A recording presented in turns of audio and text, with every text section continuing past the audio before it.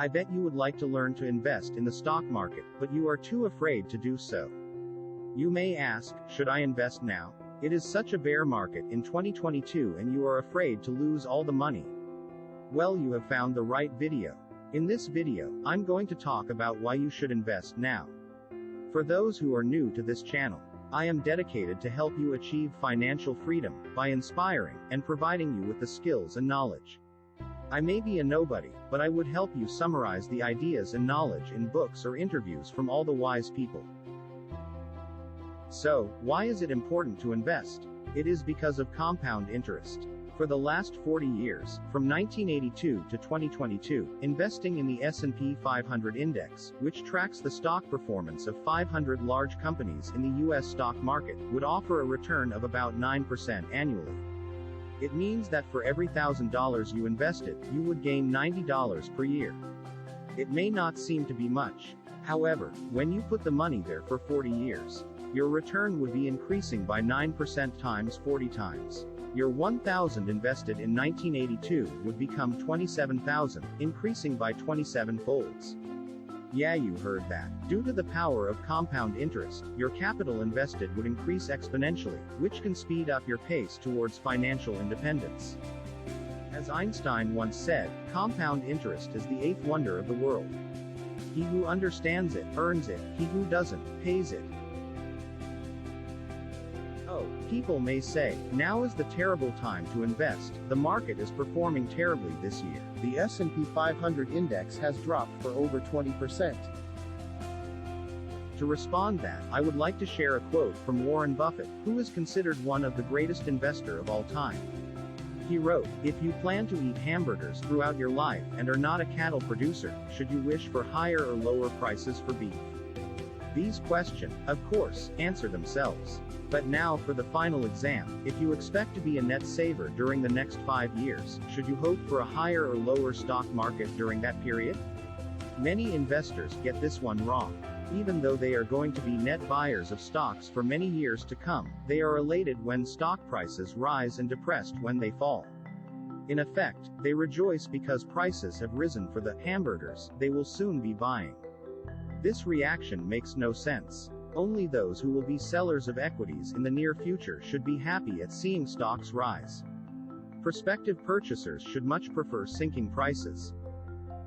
Still, you may think it is too risky to buy the stock now, like there are so many bad news, the inflation and interest rates are skyrocketing, there are wars and the pandemic. You are afraid the market would crash in no time. Well, the problem is, no one can predict the future. If everyone believes that the stock market will crash next year, then it won't. It will crash now instead, because everyone would be selling their stocks now. Similarly, if everyone expects the stock will go up at Christmas, it won't. It will go up now instead, as everybody is buying it now. Always remember that there is a buyer and a seller in every stock trade. So when you are selling your stock out of panic, someone is buying it from you as they think it's a good opportunity. Obviously no one would know will the market crash or not.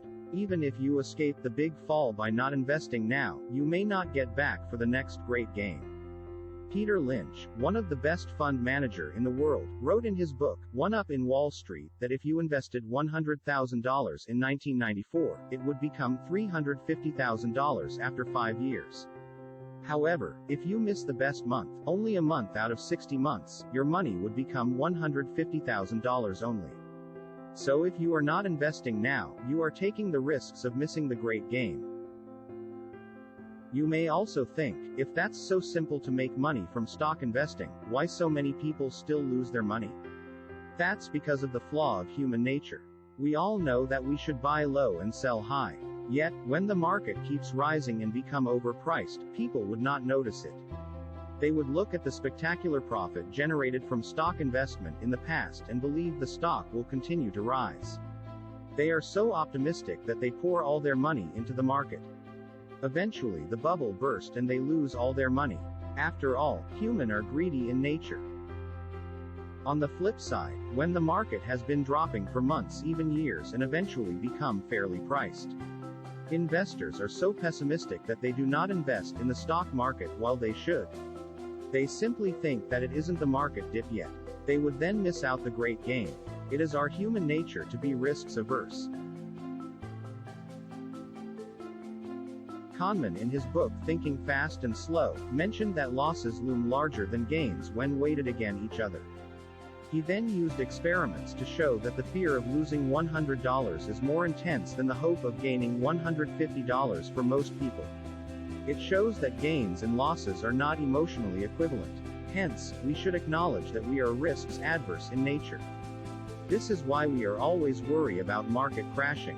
Even the theory is so simple, people still lose money as they are being irrational.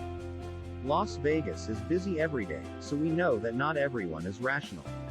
That's it for today's video. In the coming video, I'm going to talk about the common misconceptions about stock market and the best investment strategies that you should adopt. If you have any questions, feel free to comment down below. Leave a like if you love the video. Thank you so much for watching.